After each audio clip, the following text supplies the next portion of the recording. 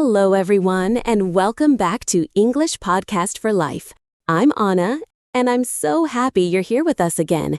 And I'm David. Thanks for tuning in. Today, we have a fun topic that I think everyone can connect with. It's something that brings out stories, laughter, and maybe even some nostalgia. Yes, because today's theme is how I spent my summer. Exactly. Summer is such a special season. It means different things to different people, travel, rest, family, or sometimes just sweating in front of a fan. That's true. Some people go on amazing adventures, and others enjoy simple pleasures, like eating ice cream in the park or reading a good book in the shade. Or watching an entire TV series in 1 week while eating pizza. That sounds suspiciously like what you did, David. Hey, no spoilers. We'll get to my summer story later. All right, so in today's episode, we'll share how each of us spent our summer, but we'll also talk about summer in general, what people do, how cultures celebrate the season, and maybe even some childhood memories. And of course, we'll make it easy for you, our listeners, to follow along.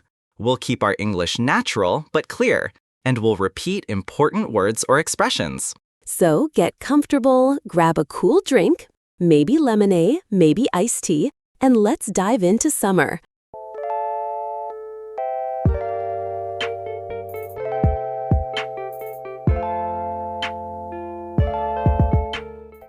All right, Anna, I'm curious. How did you spend your summer? Did you go somewhere exciting? Yes, I did. This summer, I traveled to Greece. Ooh, Greece! That already sounds like sunshine, history, and delicious food. Exactly. It was amazing. I spent 2 weeks there, mostly on the islands. Which islands? Because Greece has so many. I went to Santorini and Naxos. Santorini is famous. You know, those white houses with blue roofs, beautiful sunsets, and cliffs overlooking the sea. Oh yes, the Instagram dream. Yes, it's very popular on Instagram, but even in real life, it's breathtaking. The colors are so strong. The white of the houses, the deep blue of the sea, and the orange-pink sky in the evening. That sounds like a painting. It really does. And then Naxos was a little different. It's less crowded, more relaxed, and very green. It had olive trees, small villages, and beautiful beaches. Okay, so tell me, what was a typical daylight for you in Greece? Well, mornings were slow. I usually woke up late because I was on holiday, right? I would sit outside with a cup of coffee, maybe eat some fresh fruit, like watermelon or figs. Fresh figs. That sounds amazing. Yes, so sweet. Then I would go exploring. Some days I visited ancient ruins or little towns. Other days I went straight to the beach. I'm guessing the beach was the highlight.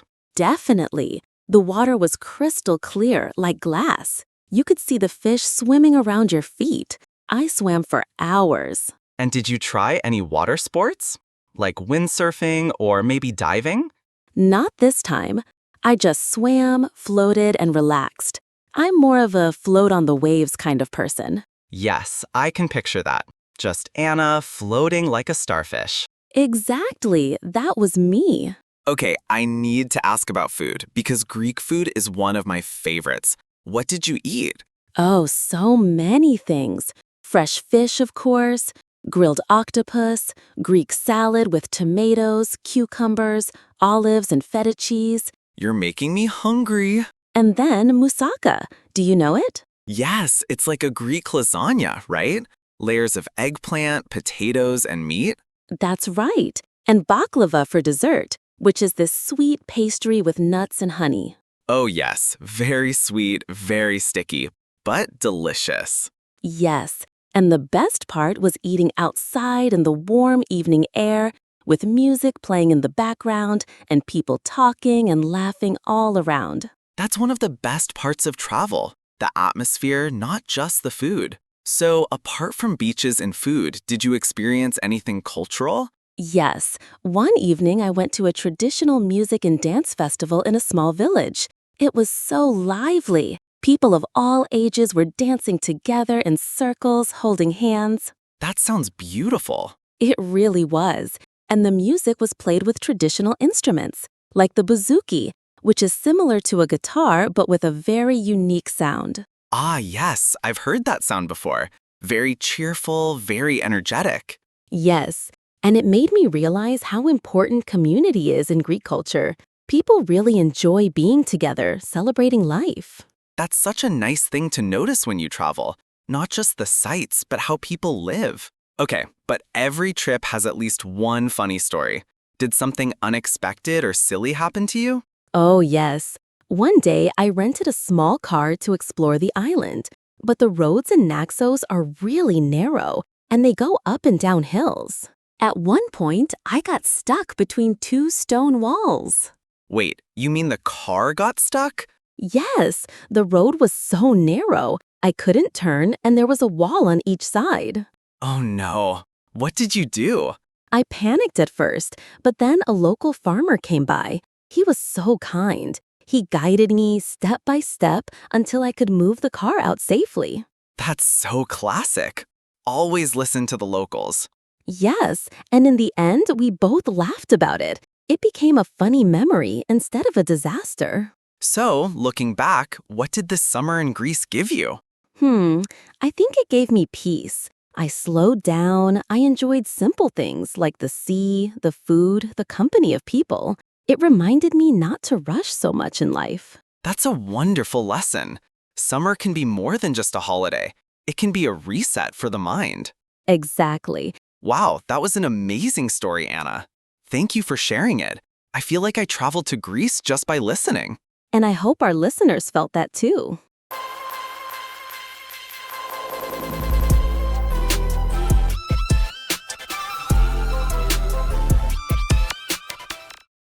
So, David, you've been very patient while I talked about Greece and beaches and figs. Now it's your turn. Tell us, how did you spend your summer? Well, my summer was very different from yours, Anna. I didn't travel abroad. I stayed right here in my city. Oh, a staycation. Exactly, a staycation. I had some vacation days, but I decided not to fly anywhere this year. Instead, I explored my own city like a tourist. That's actually a great idea. Many people forget how many interesting things are close to home.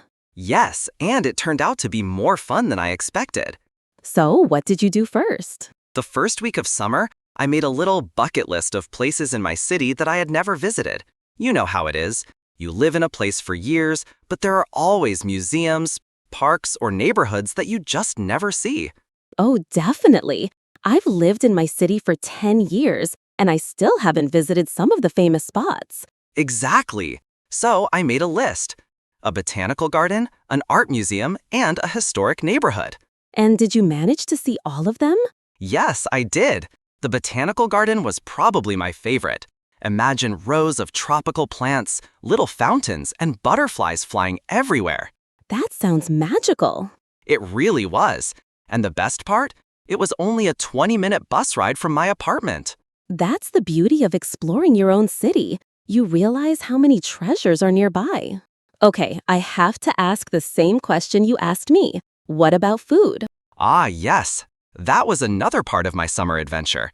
I decided to try new restaurants, especially small, family-owned places that I had never noticed before. Ooh, a food adventure in your own city. Exactly.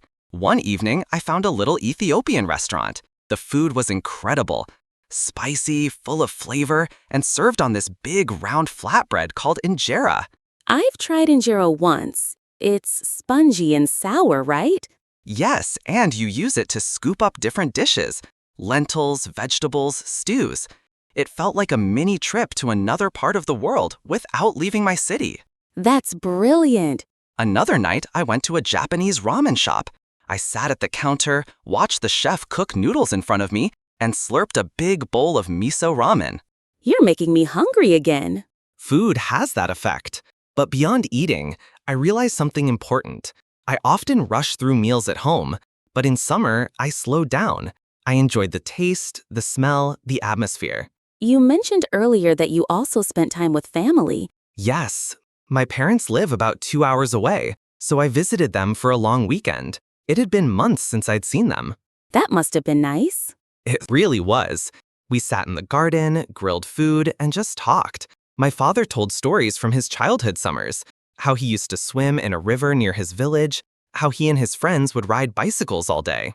That's lovely. Did it make you think about your own childhood summers? Yes, definitely. I remembered long days outside, playing football with my friends until it got dark, then running home for dinner, tired and happy.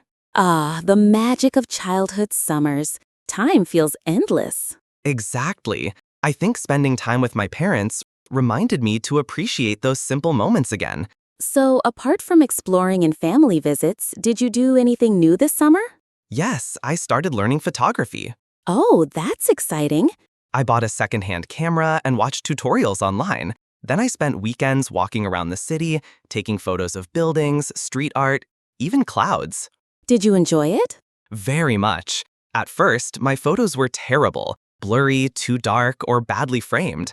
But after some practice, I started to see improvement. And photography made me look at my city differently. I noticed details I had never seen before. A reflection in a puddle, a cat sleeping on a balcony, a shadow on a wall. That's beautiful. Sometimes a hobby changes how we see the world. Exactly. And it gave me something creative to focus on. Okay, I told you my funny story about getting my car stuck. Do you have a funny summer story too? Yes, although at the time it wasn't funny. Those are usually the best ones. So one evening, I went to take sunset photos by the river. I brought my camera, tripod, everything. I wanted the perfect shot. But as I set up, I didn't notice that I was standing on wet mud. Oh no! Exactly. Suddenly, squelch. My shoe got stuck in the mud. When I tried to pull it out, my other shoe sank too. You were trapped in the mud? Yes, like a cartoon character. My shoes were covered in brown mud, my jeans too. And of course, people walking by were watching me. Did you at least get the photo? Yes, but it was blurry because I was laughing at myself. That's priceless. I can imagine you standing in the mud trying to look like a professional photographer. Exactly. So now, every time I see that photo, I don't think about the sunset. I think about the mud. So, David, what do you take away from your summer? I think I learned that you don't have to travel far to have a meaningful summer. Of course, traveling like you did is wonderful. But even at home, there are adventures waiting, if you open your eyes. That's such an important point. Summer isn't just about where you go, but how you experience it. Yes, I discovered my city, connected with family, and started a new hobby. That made my summer feel full and rewarding. So, if we compare, my summer was about the sea and Greek food, and yours was about the city and photography. Yes, two very different summers, but both full of discoveries. And both included getting stuck. Me with the car, you with the mud. That's true. Maybe that's the secret ingredient of summer. One funny disaster. Maybe so.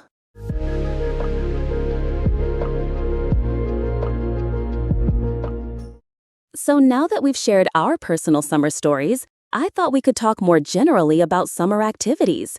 You know, things people do during summer in different countries. That sounds fun. And I think it will be really interesting for our listeners because summer can be very different depending on where you live.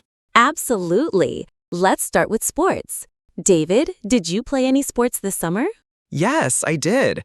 I played tennis a few times with friends. And I tried swimming in the public pool near my house. Not the sea like you, Anna, but it was still refreshing. It's interesting because in some countries, swimming pools are more common than beaches, like in big cities where there's no coast nearby. Exactly. And what about you? Did you do any sports in Greece? Not really sports, but I walked a lot, walking through villages, climbing hills, exploring ruins. My legs got a workout anyway. That counts as exercise. And walking is actually a great way to see a place. You notice details you would miss in a car or bus. Yes, the smells, the small shops, people chatting, it's all part of the experience. Another thing people often do in summer is attend festivals. Did you go to any festivals, Anna? Yes, remember the music and dance festival I told you about in Naxos? That was amazing. People were dancing together in circles, singing traditional songs. I loved that part. And festivals are everywhere. Music, food, arts, sports, even religious festivals. Exactly. For example, in Spain, there's La Tomatina. In August, people throw tomatoes at each other. Yes, a festival you don't want to wear your best clothes to. Or in Japan, there are summer fireworks festivals. People wear traditional yukata, eat street food, and watch fireworks in the evening sky. And in the US, there's Independence Day on July 4th, with fireworks, barbecues, and parades. See, summer is a season for celebration in many countries, but each culture has its own traditions. Exactly. And that's why learning about summer traditions is so fun. It's like learning about life in different places. Speaking of traditions, food is very important. Summer often brings special foods. Yes, in Greece, as you said, there's fresh fruit like watermelon, figs, grapes, and seafood. Right. And in Italy, people enjoy gelato, fresh tomatoes, and light pasta dishes. In Mexico, there are street markets with fresh fruits like mango, pineapple, and spicy fruit snacks. And in my city here, people like eating ice cream, cold salads, and barbecues with friends. Summer is a season for fresh, light, and refreshing food. Yes, because in the heat, people prefer meals that are easy to digest and full of flavor. And of course, drinks. Lemonade, iced tea, cold coffee, smoothies, all part of the summer experience. Summer is also a season for nature. Hiking, camping, swimming in rivers, picnics. Did you do any of these, David? Yes, I went hiking once in the hills near my city. It was hot, but the view from the top was incredible. I could see the whole city and the river sparkling in the sun. That sounds amazing. And I think nature makes summer very special. Even a short walk in a park can be relaxing and refreshing. Exactly. And camping is also popular. Some people sleep in tents, cook on an open fire, and watch the stars at night. Oh, yes. I remember camping as a child. Waking up with birds singing, breathing fresh air, and swimming in a lake. Magical. That brings us to childhood memories. Summer for kids often means freedom. Long days, no school, playing outside until sunset. Yes, when I was a child, I spent summers at my grandmother's house in the countryside. We picked berries, helped in the garden, and ran through fields. That's so nice. I spent summers with my friends in the neighborhood. We played football, rode bicycles, built little forts, and sometimes just sat by the river talking. There's something universal about childhood summers. Freedom, exploration, laughter, and simple joys. Yes, and even now, as adults, we try to recreate some of that magic. Going to the beach, hiking, or simply relaxing with friends and family. Another interesting aspect of summer is personal growth. You can learn something new, try a hobby, or improve a skill. Exactly, like me with photography, or you learning about Greek culture and history while traveling. Summer gives us time to explore and grow. Yes, it doesn't have to be big. Even small things, reading a book, cooking a new recipe, or talking to new people, can make summer meaningful. I like that. Summer can be both relaxing and productive, depending on how you spend it. Let's talk about some cultural differences in summer. For example, in Northern Europe, summer days are very long. In Norway or Sweden, the sun barely sets. People celebrate midsummer with dancing, flowers, and bonfires. That's incredible. And in contrast, countries near the equator have very hot summers, so people often stay indoors during the hottest hours and go outside in the evenings. Exactly. And in Japan, summer means festivals and fireworks, but also dealing with humidity and heat. In Australia, summer is in December, so people celebrate Christmas on the beach. Wow, that's so different from us, celebrating Christmas with snow and cold weather. Yes, so summer is universal, but how it's experienced can vary a lot, depending on culture, geography, and personal preferences. I think this is what makes summer such a rich topic for conversation. Everyone has memories, stories, traditions, and experiences. Yes, and talking about them helps learners practice English naturally, describing places, feelings, events, and comparisons. Exactly. And listeners, we encourage you to think about your own summer experiences. What do you enjoy? What memories make you smile? Or maybe what funny stories you have, like getting stuck in mud or cars. Yes, those stories are always the best. So in summary, summer is about exploration, food, festivals, nature, family, hobbies, and memories. It's about slowing down and enjoying life in whatever way suits you.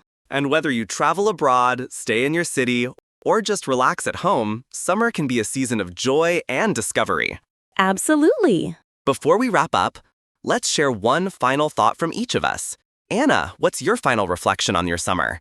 I think my summer reminded me that experiences, big or small, are what matter. Travel taught me about beauty and culture, but also about slowing down and appreciating the little things. Sunsets, fresh food, music, laughter. And for me, my summer showed that you don't need to go far to have meaningful experiences. Exploration, hobbies, family time, and even funny little mishaps can make summer memorable. Exactly. And I hope our listeners feel inspired to make the most of their own summers.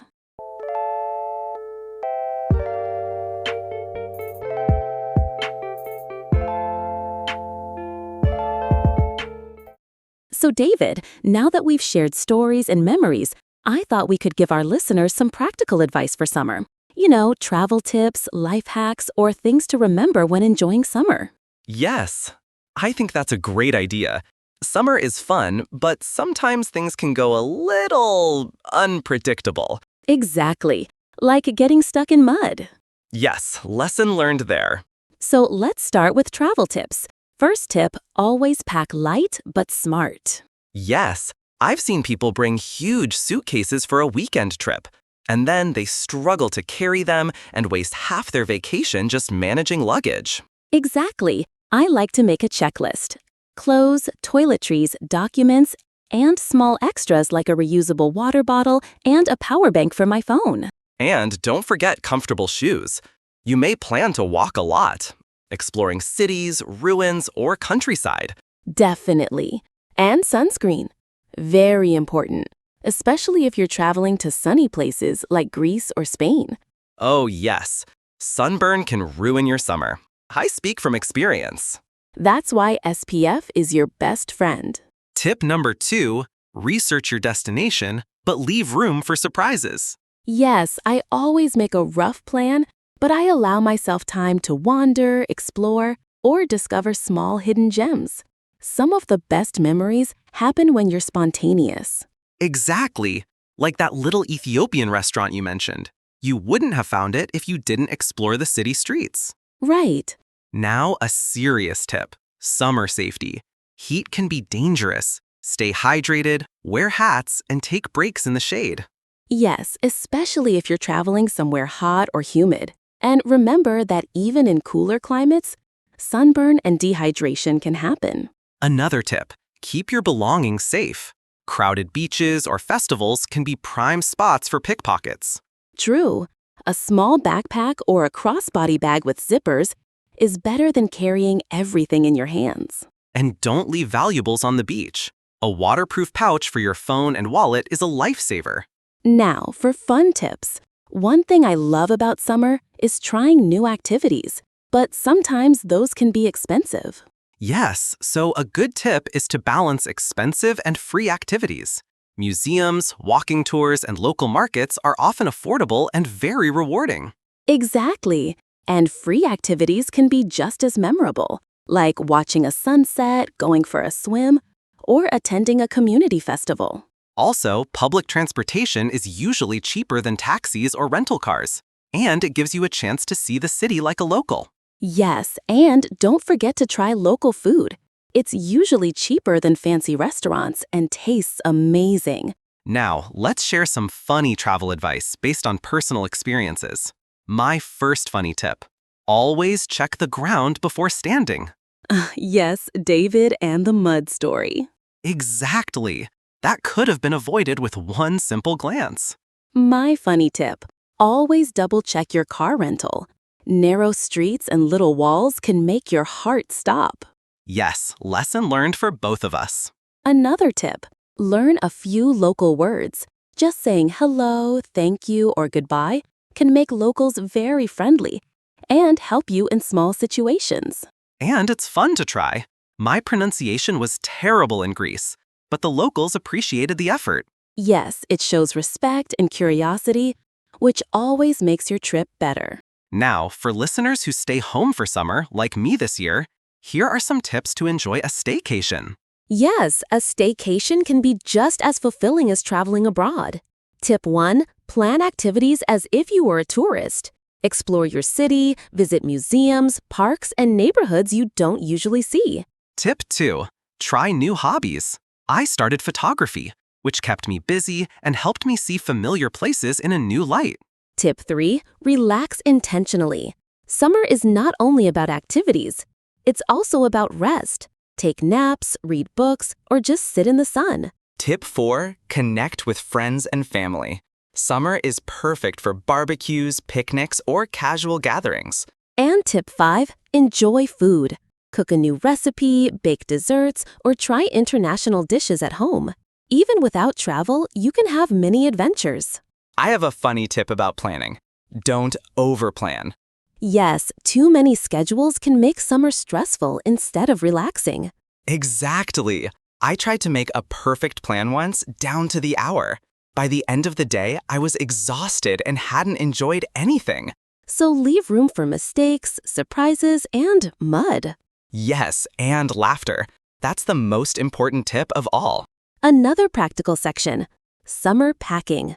Lightweight clothes, sandals, a hat, sunglasses, swimwear, a water bottle, sunscreen, and a light jacket for cooler evenings. And don't forget a camera or phone for photos, chargers, and maybe a small first aid kit. Yes, and if traveling abroad, bring copies of your passport and important documents. Small things like that can save a lot of stress. Summer is also a great time for learning. Reading books, listening to podcasts, learning languages.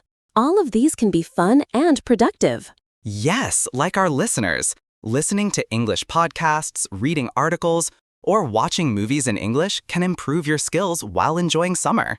Exactly. Learning can be part of fun, and summer gives extra time for it.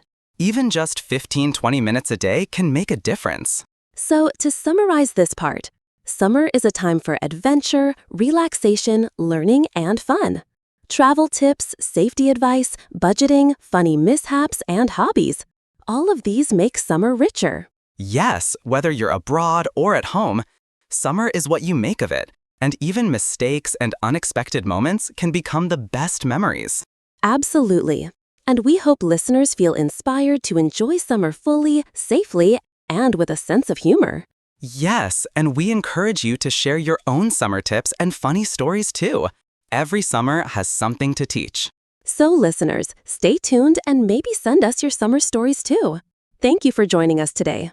See you next time on English Podcast for Life. Bye.